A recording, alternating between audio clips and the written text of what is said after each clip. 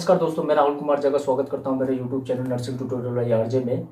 आज मैं आप लोगों के लिए बहुत ही इम्पोर्टेंट टॉपिक लेकर आया हूं, जो कि आज की हमारी दैनिक आज हमारी नाउअडेज जो डिजीज स्प्रेड हो रही है उससे रिलेटेड है। जैसा कि आप लोग जानते हैं कि आज के दौर में कोरोना वायरस जो है कोविड-19 बहुत तेजी से हमारे कंट्री को एज वेल एज सभी कंट्रीज को अफेक्ट कर रहा है।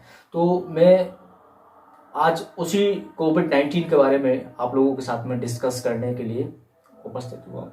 मैं आप लोगों को बताऊंगा कि कोविड-19 क्या है, कैसे ये आया, कहाँ से आया, इन सब चीज़ों के बारे में मैं आपको इससे इंट्रोड्यूस करवाऊंगा। तो फर्स्ट ऑफ ऑल हमें ये जानना होगा कि कोविड-19 क्या है। तो मैं आप लोगों को बता दूं कि कोविड-19 जो है एक ऐसी इन्फेक्शियस डिजीज है। इन्फेक्शियस डिजीज किस चीज़ की है? ये रेस्पिरेटरी सिस्टम की इन्फेक्शियस डिजीज है जो कि कोरोना वायरस की वजह से होती है। अब जो कोविड-19 है ये डिजीज का नाम है, और जो जिसकी वजह से ये होती है, जिस वायरस की वजह से ये होती है, उसको हम लोग बोलते हैं कोरोना वायरस। तो बेसिकली जो ये डिजीज है ये वुहान शहर, चाइना के वुहान शहर से दिसंबर 2019 में स्प्रेड होना इसको स्टार्ट हुआ था। दूसरा, अगर मैं बात करूँ इसके कॉजेटिव ऑर्गेनिज्म की, तो कॉजेटिव ऑर्गेनिजम्स का जो कॉजेटिव ऑर्गेनिज्म होता है वो होता है SARS-2 corona virus. SARS-2 corona virus means severe acute respiratory syndrome 2 corona virus की वजह से ये कॉज होती है। अगर मैं बात करूँ इसके कैरेक्टरिस्टिक्स की कोरोना वायरस की, तो कोरोना वायरस की जो कैरेक्टरिस्टिक्स है ये जूनोटिक फैमिली का था। बेसिकली जो कोरोना वायरस था वो जूनोटिक टू ह्यूमन ट्रांसमिशन इसका होता था, बट नाउअडेज क्या हो रहा है कि ये जूनोटिक टू ह्यूमन ट्रांसमिट ना होके ह्यूमन टू ह्यूमन ट्रांसमिट हो रहा है। क्यों? क्योंकि इसके अंदर इंटरनल चेंजेस देखने को मिले हैं। अगर मैं बात करूं, आपको यहाँ पर आप देख सकते हो कि अगर मैं कोरोना वायरस के स्ट्रक्चर के बारे में अगर मैं आप लोगों को बताऊं कि कोरोना वायरस का स्ट्रक्चर क्या है, तो यहाँ पर आप देख सकते हो कि कोरोना वायरस की जो आउटर लेयर है इसके अंदर कौन कौन से एलिमेंट्स प्रेजेंट रहते हैं। तो यहाँ पर आप देख सकते हो कि इसमें जो इनसाइड कोरोना वायरस के, ये आप यहाँ पर आपको अच्छे से विजुअलाइज होगा कि जो कोरोना वायरस है, कोरोना वायरस के इनसाइड जो है, इनसाइड एक थिन लेयर आपको यहाँ पर देखने को मिलेगी। वो थिन लेयर क्या है? वो थिन लेयर आरएनए है। इसके बाद में जो इसको कवर करके रखती है वो है हमारी एनवेलप प्रोटीन। जो आरएनए मॉलिक्यूल को कवर करके रखती है वो होती है हमारी एनवेलप प्रोटीन होती है। और जो आपको यहाँ पर राउंड पिंस लाइक स्ट्रक्चर देखने को मिल रहे होंगे, जो ब्लू कलर के आप लोग पिंस लाइन स्ट्रक्चर आप यहाँ पर देखने को मिल रहा है, वो है हमारी स्पाइक प्रोटीन। और स्पाइक प्रोटीन की पिन जिसके बिटवीन इंसर्ट है वो है हमारी प्रोटीन मेम्ब्रेन। मीन्स अगर मैं बात करूं यहाँ पर, तो इसके अंदर आरएनए स्ट्रक्चर का ये वायरस है, इसके अंदर आरएनए प्रेजेंट रहता है, जो कि बहुत जो हमारी बॉडी में, ह्यूमन बॉडी में जाके के हमारे अदर सेल्स को अफेक्ट करता है और उनके इंटरनल स्ट्रक्चर को चेंज कर देता है। मीन्स अगर मैं सिंपल वर्ड में आपको बोलूँ तो क्लोन बना लेता है, अपने जैसा ही हमारी सेल के जैसा क्लोन बना लेता है, जिससे ये ह्यूमन बॉडी में स्प्रेड होता है।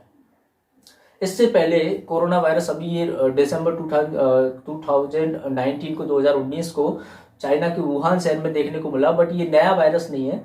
इससे पहले भी ये वायरस ओरिजिन हुआ है। इससे पहले ये वायरस सार्स के नाम से था, सीवियर एक्यूट रेस्पिरेटरी सिंड्रोम के नाम से था, जो कि 2002 में देखने को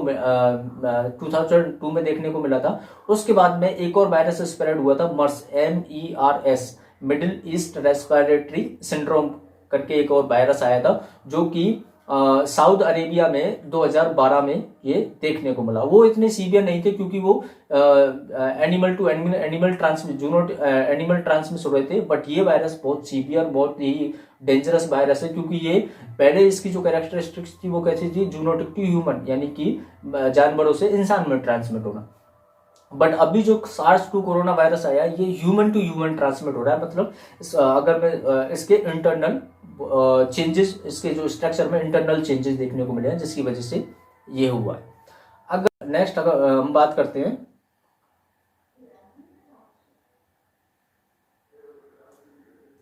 इसके इंसिडेंस के बारे में, तो करंट इंसिडेंस संडे आज का करंट इंसिडेंस है, अगर हम बात करें वर्ल्ड वाइड, तो वर्ल्ड में लगभग 23,33,164 केसेस कंफर्म केसेस अगर इसमें आप कोरोना वायरस के देखने को मिले हैं होल वर्ल्ड के अंदर। ये WHO, ये स्टैटिकल एनालिसिस है जो या जो डेटा दिया हुआ है, ये WHO का दिया हुआ है। WHO ने कंफर्म किया है कि पूरे वर्ल्ड में 23,33,164 कोरोना पॉजिटिव पेशेंट्स थे पाए गए थे, जिनमें से 1,60,799 लोगों की डेथ हुई। अगर हम बात करें इंडिया की, तो इंडिया में कंफर्म केसेस जो थे आज की तारीख में आया, आज की डेट में 16,365 केसेस थे, जो कि जिनमें से 521 लोगों की डेथ हो गई। तो ये था इंसिडेंस, आज का करंट इंसिडेंस था संडे का, जो कि WHO ने दिया। अगर मैं बात करूं इसके इंक्यूबेशन पीरियड की, तो इसका इंक्यूबेशन पीरियड होता है 2 से 14 दिन, यानी कि ये वायरस जो है 2 से 14 दिन अफेक्ट करता है। नेक्स्ट अगर मैं बात करूं इसका जो ट्रांसमिशन है, कैसे ट्रांसमिट होता है, तो ये ट्रांसमिट होता है भाई ड्रॉपलेट इन्फेक्शन। ड्रॉपलेट बोले तो डायरेक्ट कॉन्टैक्ट्स के थ्रू ट्रांसमिट होता है। मीन्स व्हेन जब एक पर्सन दूसरे पर्सन के कॉन्टैक्ट में आता है, तो उस टाइम पे ये वायरस जो है ट्रांसमिट होता है। आप यहाँ पर स्ट्रक्चर में देख सकते हो, एक फर्स्ट यहाँ पर आपको देखने को मिलेगा एक पर्सन आया, उसने स्नीज किया, स्नीज करने के बाद में सेकंड पर्सन के कांटेक्ट में आया, सेकंड पर्सन से उसने हैंड शेक किया, then second person go to there home and when he touched the door, okay, door को टच किया, डोर इन्फेक्टेड हुआ। उसके बाद में उसने उसके माउथ को या नोज को टच किया, then the person got infected. तो ये इसका ट्रांसमिशन था, यानी कि इसमें जो पर्सन है वो डायरेक्ट कॉन्टेक्ट में आने से जो है ये virus one person to another person transmit होता है। नेक्स्ट अगर हम बात करें इसकी पैथोफिजियोलॉजी की ह्यूमन बॉडी में ये आने के बाद में कैसे जो है फंक्शन करता है और कैसे डिजीज कॉज होती है, तो first of all droplet infection means by coming contact to the infected person. जैसे इन्फेक्टेड पर्सन के कॉन्टैक्ट में हम आते हैं, तो हमारी बॉडी के अंदर ये वायरस जो है रेस्पिरेटरी इन्फेक्शन कॉज करता है। ड्रॉपलेट इन्फेक्शन की वजह से क्या होगा, ये वायरस हमारी बॉडी में जाएगा, बॉडी में जाने के बाद में ये रेस्पिरेटरी इन्फेक्शन कॉज करेगा। रेस्पिरेटरी इन्फेक्शन कॉज करने के बाद में ये वायरस जो है लंग्स के अंदर पहुंच जाता है। लंग्स में भी कहां पहुंच जाता है, ये एल्वियोलाई के अंदर पहुंच जाता है। एल्वियोलाई में पहुंचने के बाद में ये वायरस क्या करता है, वहां पर फ्लूइड का सीक्रेशन करना स्टार्ट कर देता है। एल्वियोलाई के अंदर फ्लूइड का सीक्रेशन जैसे ही वहां पर स्टार्ट हो जाता है, तो हमारे जो पर्सन है उसको ब्रीदिंग डिफिकल्टी को फेस करना पड़ता है। ब्रीदिंग डिफिकल्टी क्यों होती है, क्योंकि जो एल्वियोलर स्पेस है वो डिक्रीज हो जाता है। एल्वियोलाई का जो ल्यूमन सरफेस है या एल्वियोलर स्पेस है, सैक का जो स्पेस है वो डिक्रीज हो जाता है, जिसकी वजह से ब्रीदिंग डिफिकल्टी देखने को मिलती है। और उसके बाद में ये सिम्टम्स होते हैं जैसे कि common cold, dry cough, fever, breathing difficulty, ये सारे सिम्टम्स शो होते हैं। यहाँ पर अभी क्वेश्चन जनरेट होता है कि फ्लूइड का सीक्रेशन क्यों करता है, क्योंकि मैंने आपको पहले ही स्टार्टिंग में बताया था वायरस की कैरेक्टरिस्टिक्स के बारे में कि जैसे ही हमारी ह्यूमन बॉडी में आता है, ह्यूमन बॉडी में आने के टाइम पे ये वायरस क्या करता है कि हमारी जो अदर सेल्स हैं, बेसिक सेल्स हैं हमारी बॉडी, ह्यूमन बॉडी की, उनको अफेक्ट करता है। उनको अफेक्ट करने के बाद में क्या होता है, ये जो हमारे ये क्लोन बनाना स्टार्ट कर देता है, हमारी बॉडी के अदर सेल को अफेक्ट करता है, जिससे कि जिससे क्या होता है, हमारा इम्यून सिस्टम जो है थोड़ा सा वीक हो जाता है। वीक होने के बाद में इस वायरस की कैरेक्टरिस्टिक्स होती है, जैसे ही एल्वियोलाई के अंदर वापस आता है वहां पर फ्लूइड का सीक्रेशन करना स्टार्ट हो जाता है। इसीलिए ये मतलब ये जो है निमोनिया लाइक सिम्टम्स भी इसमें इस डिजीज में शो होते हैं। नेक्स्ट अगर हम बात करें सिम्टम्स की, इसके सिम्टम्स कौन कौन से होते हैं, तो पहला सिम्टम होता है इसका ड्राई कफ। जो भी पर्सन इन्फेक्टेड है या जिसको कोरोना हुआ है, उसके अंदर पहला सिम्टम आपको जो है ड्राई कफ देखने को मिलेगा। दूसरा इसमें कोल्ड भी देखने को मिलेगा। तीसरा ब्रीदिंग डिफिकल्टी देखने को मिलती है। Myalgia means pain in the muscles के में पेन देखने को मिलेगा।